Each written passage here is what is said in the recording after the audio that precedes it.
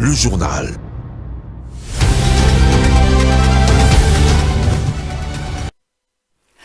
C'est un plaisir de vous retrouver, Madame, Monsieur, pour cette première édition de l'année 2023. Bienvenue à ce journal. Bonsoir. Bilan positif de l'opération d'enrôlement et d'identification des électeurs lancée par la Commission électorale nationale indépendante CENI depuis plus d'une semaine.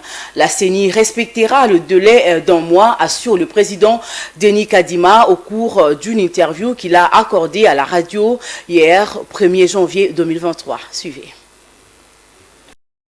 Le président de la Commission électorale nationale indépendante CENI, Denis Kadima, dresse un bilan positif de l'opération d'enrôlement et d'identification des électeurs lancée par la CENI depuis plus d'une semaine. La CENI respectera le délai d'un mois qu'elle a prévu pour cette opération, a-t-il assuré dimanche 1er janvier 2023 au cours d'une interview à la radio Top Congo. L'enrôlement et l'identification des électeurs se poursuit dans cette première zone opérationnelle qui comprend 10 provinces sur 26, malgré certaines difficultés enregistrées. Quant à la qualité de la carte d'électeur délivrée, Denis Kadima explique que cette impression en noir et blanc présente beaucoup plus d'avantages, notamment sur la réduction des coûts. L'impression de la carte en couleur est laissée à la charge de l'Office national d'identification de la population ONIP qui devra prendre en charge après l'opération de la CENI.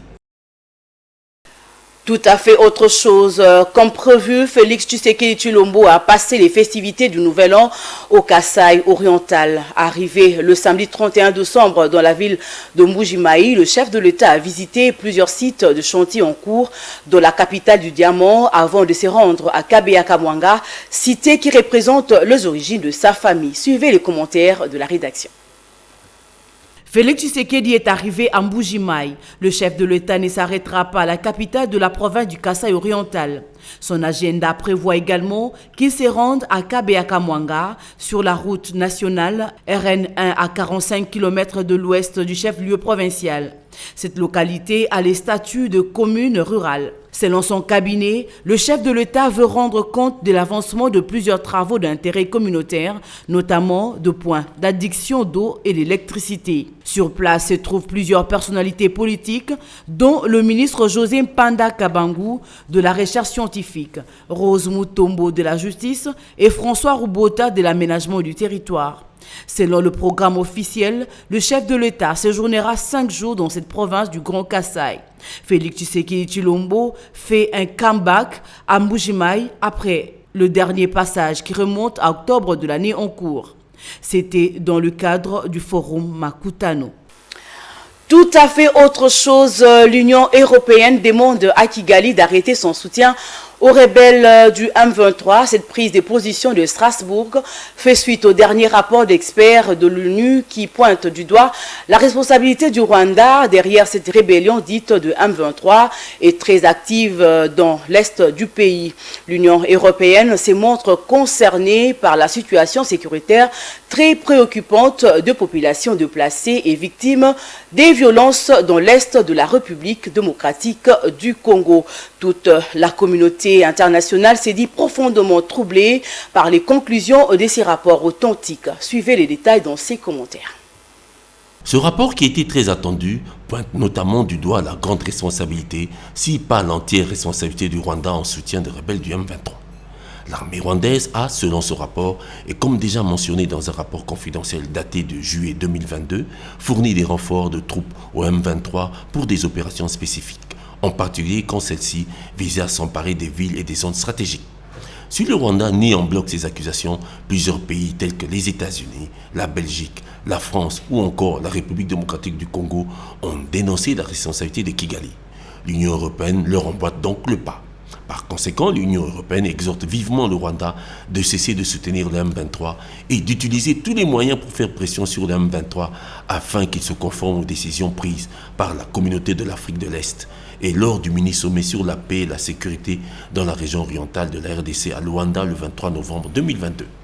Le Conseil de l'Union européenne dénonce également les exactions commises par les rebelles du M23, responsables des massacres avérés de centaines de civils. L'Union européenne exhorte également vivement tous les États de la région à empêcher tout soutien aux groupes armés actifs en RDC. Dans le même ordre d'idée, levé de l'embargo total sur les armes contre la RDC À qui doit-on franchement cette mesure qui a remis le pays dans son droit légitime d'user d'un armement égal pour défendre son intégrité territoriale? La réponse dans cette petite analyse de la rédaction. On pourrait intituler cette affaire de « Quand la pression commune des Chinois et des Russes a fait fléchir et réfléchir l'Occident constitué des Américains, des Français, des Belges, des Allemands, des Britanniques, des Canadiens, des Scandinaves, lesquels, depuis un certain temps, s'attribuent les uns individuellement, les autres collectivement, le mérite d'avoir fait lever par le Conseil de sécurité de l'ONU les dernières restrictions sur l'embargo imposé à la RDC au sujet des armes.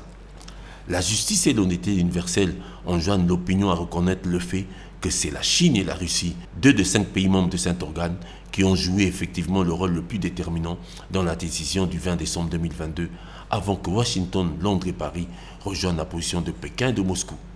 Tout le monde se souvient, le 8 décembre dernier, de la position ouverte de la Chine, position soutenue par son représentant permanent adjoint aux Nations Unies, au profit de l'impératif de désescalader la situation et de rétablir la stabilité le plus rapidement possible en faveur de la RDC, de pouvoir s'armer contre la rébellion soutenue par le Rwanda en hommes et en munitions de guerre. Il est de notoriété publique que les États-Unis, la Grande-Bretagne et la France avaient gardé jusque-là leur position de maintien de l'embargo, bien que ce dernier ait été allégé avec l'obligation de certification des acquisitions d'armes. Que s'est-il passé entre le 8 et 20 décembre 2022 pour que Washington, Londres et Paris rejoignent la position rationnelle de Pékin et de Moscou? A-t-il fallu quicher alors que depuis 2 décennies, les victimes de la sécurité à l'Est pour cause directe ou indirecte se comptent par des millions de morts, de déplacés et d'exilés? L'unique vérité est que la Chine et la Russie étaient cette fois-ci déterminées à conditionner le renouvellement du mandat de la MONUSCO par la levée de toutes les mesures concourant au maintien partiel ou total de l'embargo. En d'autres mots, pas de levée totale de l'embargo signifiait imposition du veto sino-russe sur le maintien du mandat de la mission onusienne. Voilà la vérité. Évidemment, entre d'un côté la MONUSCO et de l'autre l'embargo, les États-Unis, la France et la Grande-Bretagne ont estimé qu'il ne fallait plus transiger. En définitive, la pression sino-russe a payé. En société, en marge de festivités de fin d'année et se basant de sa devise amour, discipline, solidarité et unité, la Fondation Terre d'Avenir a honoré la facture d'une centaine de personnes retenues dans différents centres hospitaliers du quartier Plateau 1 dans la commune de Mongafula le samedi 31 décembre 2022 afin de fêter en famille. Reportage de Vité Pinzou.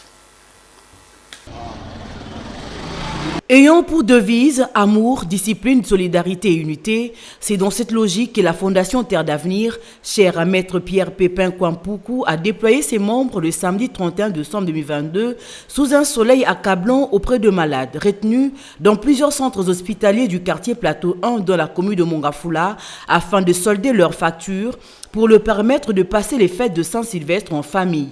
Les vaillants membres ont débuté leur mission à Tchad Médical, suivi de Diossi Medical Center, en passant par les centres de santé et maternité référence Bolingo pour atterrir au centre médical Luzima pour le même exercice. Ce n'est pas une première. Nous, la Fondation Terre d'Avenir, avions toujours l'habitude d'honorer les factures des insolvables. Nous sillonnons tous les hôpitaux afin de leur permettre de fêter en famille. Partout où ils sont passés, le responsable de ces institutions de santé ainsi que le bénéficiaire étaient très émus et en liesse de ces gestes de la Fondation Terre d'Avenir.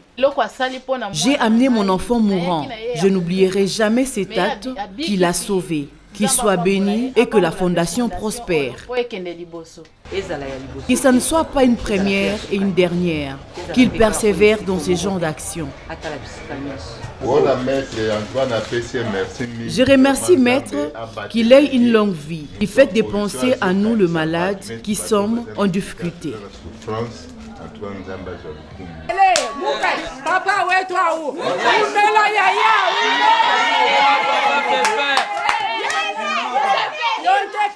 Du côté de la Fondation, c'est les sentiments d'une mission bien accomplie. Aujourd'hui, la Fondation avait prévu la visite aux malades, pas seulement la visite simple, mais aussi essayer d'aider ceux qui sont insolvables dans les hôpitaux, coincés par manque de paiement.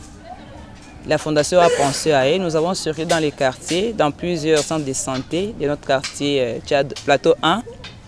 Et nous avons honoré plusieurs factures. Les malades vont rentrer chez eux à la maison, fêter en famille. Et ça fait notre joie. La Fondation Terre d'Avenir ne ménagera aucun effort pour être proche de sa base et leur apporter le soutien dont ils ont besoin. En sport, après plusieurs semaines d'attente, les sélectionneurs de Léopard A' de la RTC, Otis Ngoma, vient de dévoiler la liste de 28 joueurs retenus pour les championnats d'Afrique de Nations ce lundi 2 janvier 2023 au cours d'une conférence de presse tenue cet après-midi. Commentaire de Glody Mouina. C'est désormais officiel. La liste des 28 joueurs sont connus après la publication par le sélectionneur des Léopards A' de la République démocratique du Congo, Otis Ngoma, au cours d'une conférence de presse organisée cet après-midi, qui disputeront le championnat d'Afrique des Nations. Les joueurs retenus sont, aux côtés du gardien, 3 gardiens, Seidi Bagio, Hervé Lomboto, Yves Mukawa, côté du défenseur, 9 défenseurs, Joyce Sama, Mavungo Arnold, Ernest Luzolo, Boka Ishaka, Ukoyo Iyembe, Kevin Mondeko, Patou Ebunga, Mukeka Kalaba, Mfingi Magema, milieu de terrain, 7 milieux de terrain, Peter Moutumosi, Zemanga Zose, Mika Miché, Mira Kalonji, Kika Sawamba, Onoya Sangama, Bianzengele, 9 attaquants, Bolalo Mbota, Kinzumbi Beni, Mpanzueli, Eric Kabwe, Obed Mayamba, Boeni Fortuna, Makusu Mundele, Ikangolombo, Bosunzali et 3 réserves, Jackson Lunanga, Osso Mwaku, Ndongala Liwanja. La CAF autorise aux sélections d'avoir le joueur de réserve qui va intégrer le groupe à quelques jours du début de la compétition en cas de problème. Le cas du Orso, c'est un jeune qui doit commencer par les équipes d'âge, qui respecte le cursus et il sera prêt pour l'équipe nationale A' et A. Voilà tout pour cette livraison d'informations. Madame, Monsieur, je vous laisse en compagnie des bijoux Lumuna pour la rétrospective de l'année 2022. Suivez.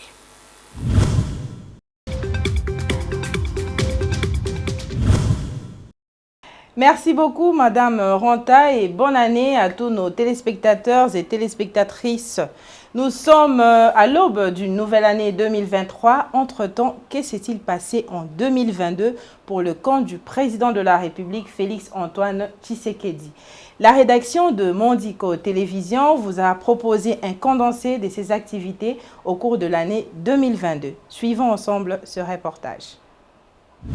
Et voilà, c'est reparti pour une nouvelle lune de miel entre le Royaume de Belgique, ancienne métropole, et la République démocratique du Congo, ex-colonie du Congo belge.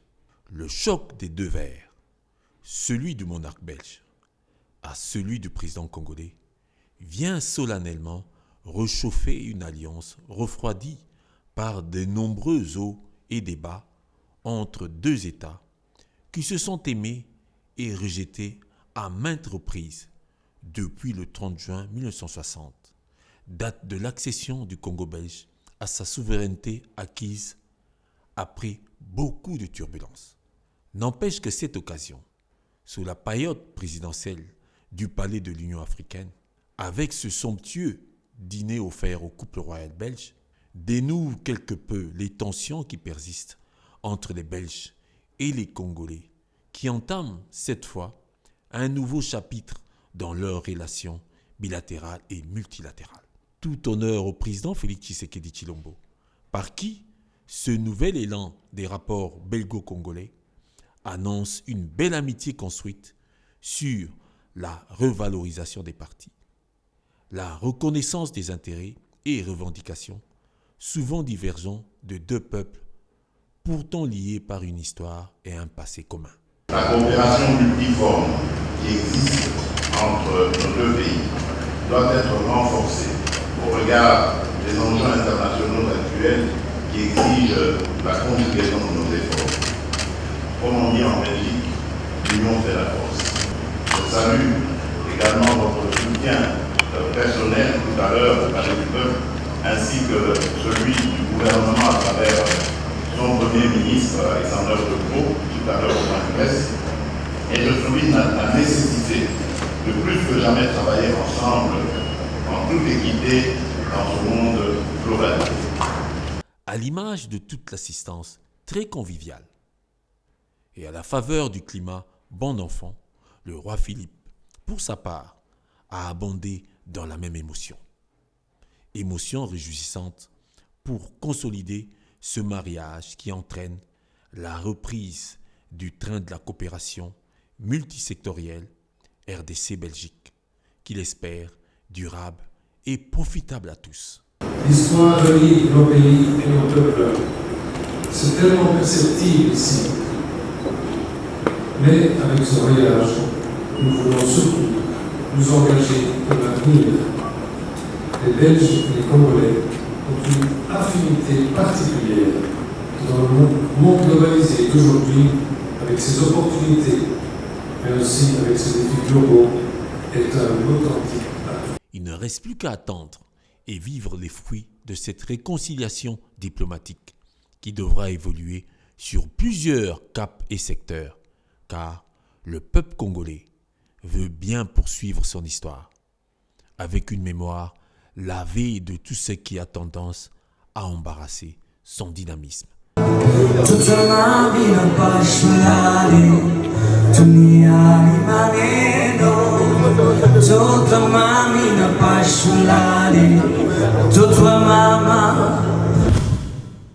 La rencontre des présidents congolais Félix Tshisekedi, angolais Joao Lourenço et rwandais Paul Kagame à Luanda autour de la tension qui prévaut entre le Congo et le Rwanda semble déjà ne pas rassurer l'opinion congolaise en particulier qui continue de douter de la sincérité du chef de l'État rwandais. Se fiant aux nombreux tours et détours régulièrement manigancés par le président rwandais depuis qu'il s'est engagé sur la scène des intérêts congolais, ça va faire plusieurs décennies. Personne ne fait confiance à tout ce qu'il pourrait promettre pour espérer retrouver la paix à l'est de la République démocratique du Congo lorsque des preuves matérielles renforcent sa responsabilité dans le chaos qui règne dans la région des Grands Lacs. Si le président angolais s'est porté garant pour faciliter la rencontre entre un Félix Tshisekedi réservé et sceptique avec un Paul Kagame déterminé, le risque serait que l'opinion de tous ceux qui ont compris le jeu mesquin du Rwanda va ranger l'Angola dans une même complicité que l'Ouganda, le Kenya et le Burundi. Pour protester contre cette initiative du président angolais d'effectuer la médiation entre deux chefs d'État qui n'ont plus grand-chose à se dire. Sinon, c'est déclarer une guerre totale. Noël Tchani, ancien candidat malheureux aux dernières élections et auteur de la proposition de loi sur la nationalité, estime que c'est trop précipité pour parlementer avec le président rwandais. N'empêche que Félix Tshisekedi, pour ne pas déroger à la voie diplomatique et décevoir l'Angola, un pays ami de longue date, a accepté de se déplacer. Apparemment, non pour se laisser une fois de plus tromper par des promesses, mais plutôt pour reprendre ses mises en garde contre le Rwanda. En attendant le communiqué officiel des travaux de cette tripartite de trop, le constat au Congo démontre que la population en a assez de l'insécurité à l'Est causée par le Rwanda qui a trop infiltré les institutions congolaises. Entité commerciale d'une importance capitale pour l'économie sociale, point d'écoulement des marchandises en provenance des provinces limitrophes à Kinshasa, le marché de la liberté, situé sur le long du boulevard Lumumba à Massina, c'est une grande surface constituée des boutiques et de 11 pavillons avec préau de 400 vendeurs chacun. Ce jour, toutes les activités ont été suspendues pour une raison liée au dommage des tristement fameux incendies de 2018 et de 2021 dus à des problèmes d'électricité. Plus de 60% des étalages étaient partis en fumée des pavillons 1 et 11.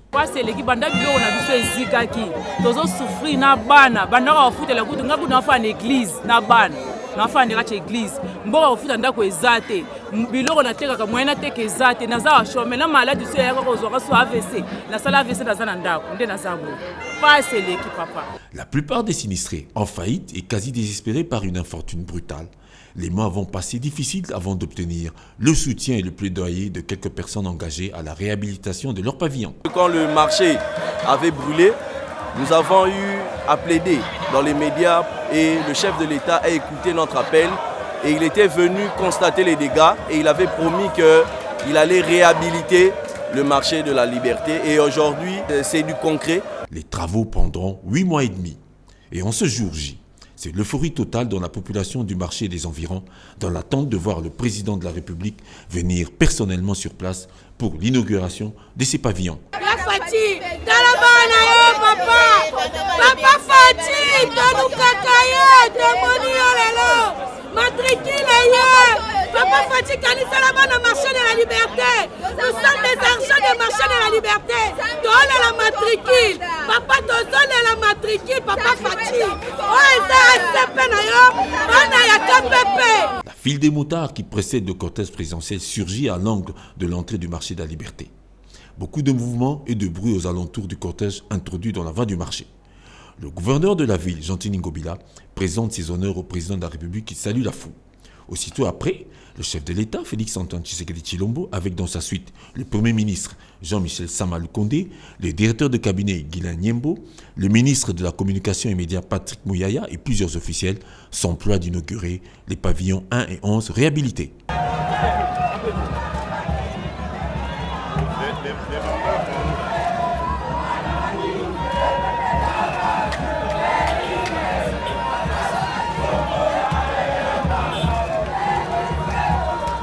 S'ensuit la visite des pavillons, occasion pour le président de juger de la qualité des œuvres accomplies par une société pour le bonheur des bénéficiaires et de la population.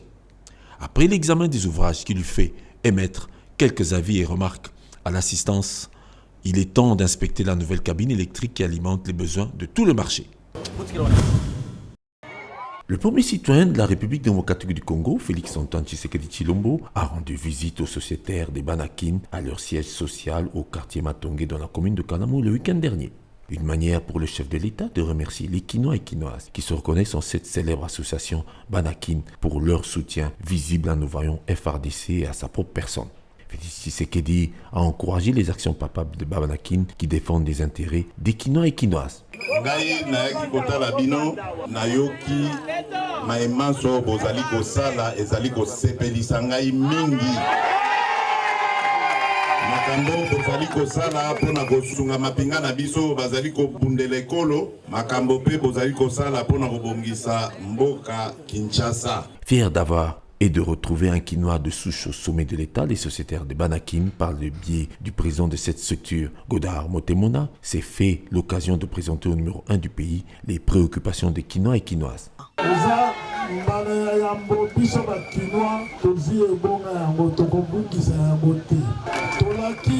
En 2023, Kinshasa est une majorité absolue.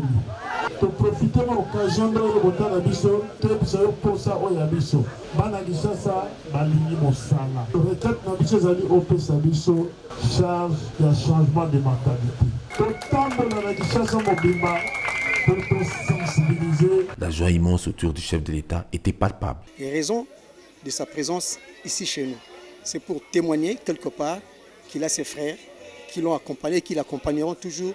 Toujours renouveler fidélité na biso, loyauté na biso et puis toujours passer makasi. Et voilà, aujourd'hui, le jour J, le chef de l'État va nous honorer le fait de venir aujourd'hui dans notre siège. Ensemble, les Banakines ont promis de soutenir massivement les actions du président de la République qu'ils comptent absolument accompagner jusqu'aux élections de 2023. Rappelons que pour cette visite, le chef de l'État a été accompagné du Premier ministre, chef du gouvernement, Jean-Michel Sama Lukonde, et de son directeur de cabinet, Guilain Nyembo. Tous deux de cœur avec lui et les Banakines.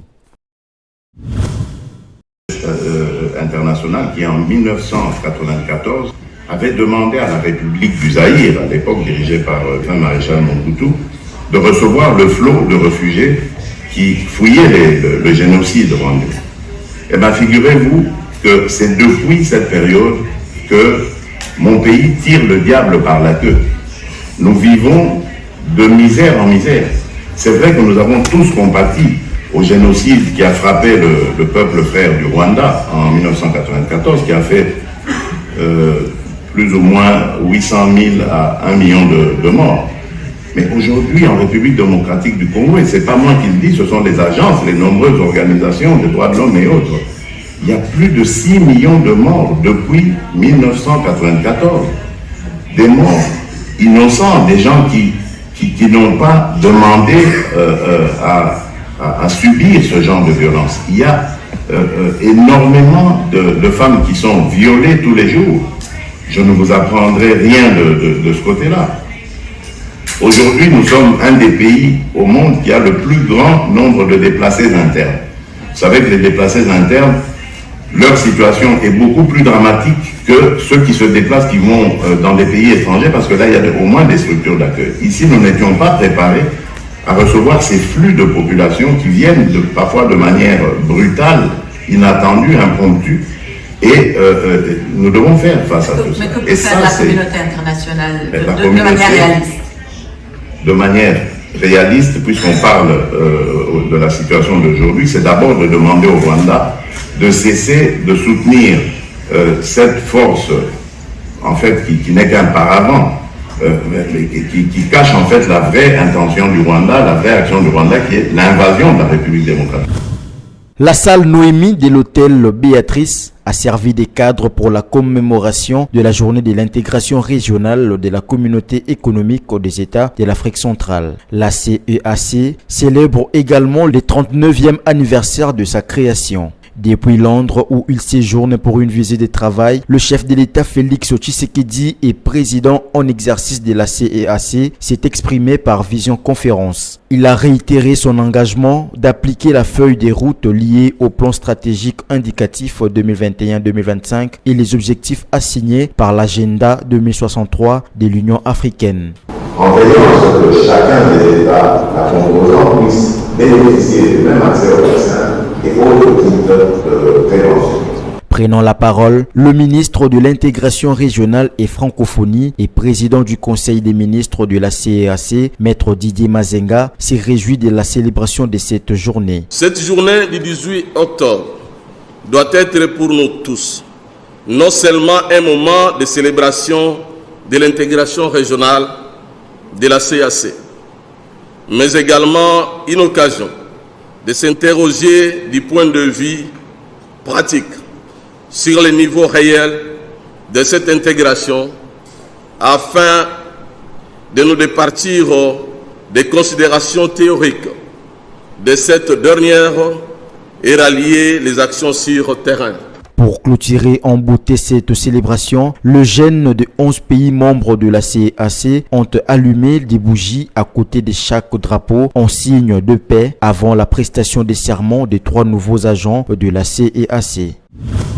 Félix Tshisekedi au palais de Buckingham, où il a été reçu par le nouveau roi du Royaume-Uni Charles III, constitue un événement d'une haute portée historique, d'autant que le chef de l'État congolais figure désormais parmi les premiers Africains officiellement accueillis par le souverain britannique. La durée de l'entretien, 50 minutes, suffit pour justifier l'importance des sujets abordés et dont le contenu n'a pas filtré. Seulement, le rôle de la Grande-Bretagne dans le concert des nations et les décisions de la communauté internationale n'est pas négligeable pour intervenir dans les questions épineuses qui gênent l'essor de la RDC. Mais tant à profit ce séjour en terres étrangères. Félix Tshisekedi a pris langue ouverte et libre avec les Congolais de la diaspora à Londres, dans la soirée avant de quitter le sol anglais. Pour le sujet le plus évoqué, l'agression à l'est de notre pays par des milices sous couvert du Rwanda qui les instrumentalisent, le président n'a pas mâché ses mots. Vous êtes ici au Royaume-Uni, pays du Commonwealth, pays dans lequel se trouve aussi le Rwanda. Votre travail doit consister à sensibiliser les autorités britanniques pour que leur pression s'accentue sur le Rwanda. Nous ne voulons pas en arriver à l'extrême, c'est-à-dire à la guerre, mais si on nous y pousse, on n'aura pas trop le choix que d'y arriver. C'est bien sûr la dernière... Ce jeudi, il est arrivé aux premières heures du matin à Accra, capitale du Ghana, où les questions de la COP27 et d'autres préoccupations seront abordées avec le président Nana Akufo-Addo.